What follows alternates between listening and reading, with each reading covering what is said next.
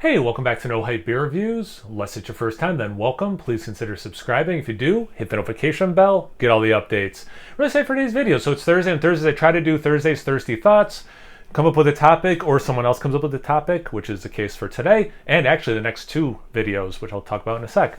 And then, try to get some conversation going in the discussion boxes below, however I should have worded that.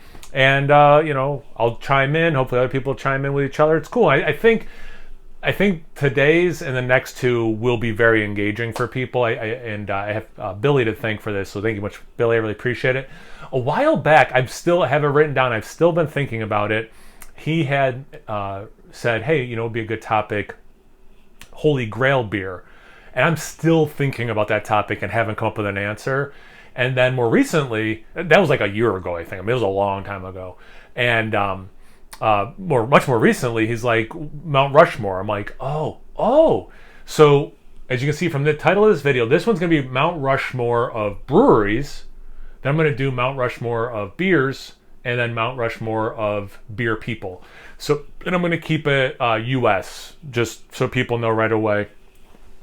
So I'm not considering any international brewery, monastery. That might be a cool, different video, okay? But I don't know. Mount Rushmore made me think United States.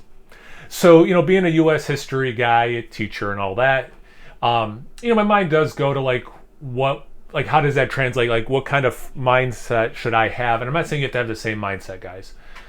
But for me, when I think of about the presidents who are on Mount Rushmore, it wasn't just that they were good presidents during their term or terms. It was the lasting effects of their presidencies. Washington serving 2 terms, after FDR serving more than 2 terms, like making a constitutional amendment. Hey, that guy was right. Like, no more than 2 terms for president. That gets a little too, king dictatory, so we don't want to do that. Obviously his help with the American Revolution, things like that. So, like, no brainer, definitely Washington, long-lasting effect. Jefferson, and all these people are problematic too. I'm just focusing on the good stuff. One of the things to me, like when I'm teaching my students, and I ask them, do you think this is more hypocritical, or do you think it's more good that he put country over party? But, he was a very strict constitutionalist. If it wasn't written in the Constitution, you shouldn't do it. I'm not going to make this a whole history video. Don't worry, guys. And then comes up that he could buy, the Louisiana Purchase, right? Super famous. And it's like, so he's a hypocrite? Because the Constitution doesn't say the president, and even our government at the time, could buy land. So it's like, awesome opportunity, but I'm a strict constitutionalist, so I guess I shouldn't do that. But also, this is a great opportunity, so I should do it. It's good for the country, Anyway, Lincoln's obvious. Anyway, so I'm trying to go with established breweries who have either changed the game or have just been consistently for decades crushing it, And again, you could pick the coolest 4 breweries right now in the moment. I totally get that. I wouldn't argue with you. I'm just trying to get you guys to understand where I'm coming from with my answer. Okay? So I do have it written down. I don't know if these will be surprising or not to you guys. And I'd love to hear your thoughts, as always. But also, what do you think of my thoughts is also fun.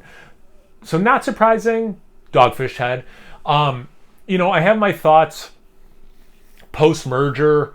They don't seem to be quite as experimental, although then they did that Wake Up Stout I reviewed recently that was coffee, oat milk, was it maple syrup and stuff. I was like, well, that's kind of a cool variant, and then it didn't quite land fresh and it was better aged to me. So I'm like, I just feel like since the merger, they haven't been the Dogfish Head of experimentation past. And that's one of the things and I still love Dogfish Head. And they're still making consistently good beer. Just some of the newer, they haven't made much new stuff, in my opinion, compared to back in the day, and it's a little bit less hit than back in the day for me. Although the first drain pour I ever had was a Dogfish Head beer. It was Taheneke. It had hieroglyphics on the front. It was a 750, and it had a white label, and it was hieroglyphics. Taheneke or something like that. We were at a bottle share, and we're like, let's pour this. And actually, I've said this right before, but I was touring Dogfish Head. We went for our anniversary. We went to the Dogfish Head Inn. We did 2 different tours: the regular tour, then the Dogfish Inn specific tour. And one of the tours, the tour guide said, we make a lot of different kinds of beer. If you like all of our beer, you're probably lying to yourself. some stuff you're not going to like, or sometimes we don't make a good beer, or like whatever. It's like, man, I love the honesty, and that's so true of any brewery, But anyway, so why do I still put them on here despite me kind of saying negative things? I'm still very pro Dogfish Head. Okay, guys. Willing to experiment. Like they're spit on a pumpkin ale, and it's like a really awesome pumpkin ale. Putting fruit and stuff. The whole like randall. I've been to bars that they have all those randalls, and you put fruit in it or hops in it, and they feed the beer. My wife for was a Christmas or birthday or whatever one time got me like the mini randall and some like different things to mix with it. Really innovative stuff, and just I think the brewery has crushed it for certainly long enough, changed the game certainly long enough. The number of brewers I've talked to who Dogfish Head, was a game changer for them, astronomical. They're probably the most, at least the times I've talked to breweries like who inspired you, Dogfish Head probably comes up the most. So yeah, for me, a no-brainer. The next one, Sierra Nevada. Decades of crushing it. Lots of different styles, barrel aging, not barrel aging, very traditional stuff, sometimes a little bit, more experimental, not too, they don't get too crazy, but sometimes, they get out there, which is cool. They'd be able to have the West Coast brewery, the East Coast brewery that my mom and stepdad just went to. They said it was awesome. They sent me some pictures. I got to go to the West Coast one. My friend Jim, we had a blast. It was one, if not the best brewery tour I've ever done. It's top two. Theirs and Trogs are like neck and neck. And they basically defined a style, the American Pale Ale. Like, I don't think there's a better pale ale made, Fiden's Teacher's Pet was a favorite pale ale of mine last year or the year before when I did my end of the year, top beers.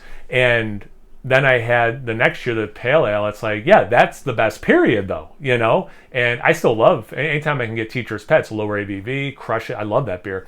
But man, Sierra Nevada pale ale, game changer. It defined a style as far as I'm concerned. That alone, Mount Rushmore status, but certainly everything else included. This one probably gonna be controversial, but it's the internet. Should be a little controversial. Get those clicks, Goose Island. Pre-selling, post, and including post, I don't know. Post-selling, I've tried a couple things, but it's mostly just the Bourbon County stuff I go for. But, there were breweries aging beer, like lambics, wherever, in barrels, but them putting stouts in bourbon barrels, floodgates opened. So like I got to give them their flowers. I got to give them their respect. That Honkers Ale, I used to crush that back in the day. Like, they had some really good beers. And just because of my drinking habits with the channel, as people know, I drink basically one beer a day. People send me beers, which is awesome. So, like, I don't go and buy a ton of beer, so I don't try a bunch of Goose Island stuff that's not Bourbon County. So maybe some other stuff that they've been releasing lately has been good. I haven't tried anything else other than the Bourbon County stuff lately. But I still think that they deserve it because kind of like the Pale Ale Sierra Nevada thing, game changer. It's one of my favorite styles. Like I got to give them their props. And then I'm going to end with a relatively safe one, Firestone Walker. Just kind of like the Sierra Nevada thing, crushing it for decades. Very traditional beers, a little bit experimentation, barrel aging. They do those awesome anniversary blends where they bring in the wine people because they're used to blending. Just like really cool. And I didn't want to do like, they're also, it's the same owners who own Omegang and Boulevard. I'm just looking at Firestone. Like, I'm trying to keep it, I'm not including Sam Adams when I talk about Dogfish Head. But I just, mad respect for them. Back in the day, it was so hard. It's funny. Back in the day, it was so hard for me to find things like Parabola, Sakaba, how I pronounce it, Abacus backwards, and then I could get it easily, and now it's back to I can't get it easily. But man, it was so exciting getting those. I walk into a beer store, they had one of those boxes, those 22-ounce boxes. It was like Christmas. Like, oh my God, they have one on the shelf. I can grab it. That's awesome, And man, decades and decades. So yeah, and they've been doing some fun collabs and stuff. Like they're not like, hey, we're an old brewery and we're just doing our old brewery stuff. It's like we're doing and I don't say that disparagingly. Like I'm a history guy. Like I love old stuff.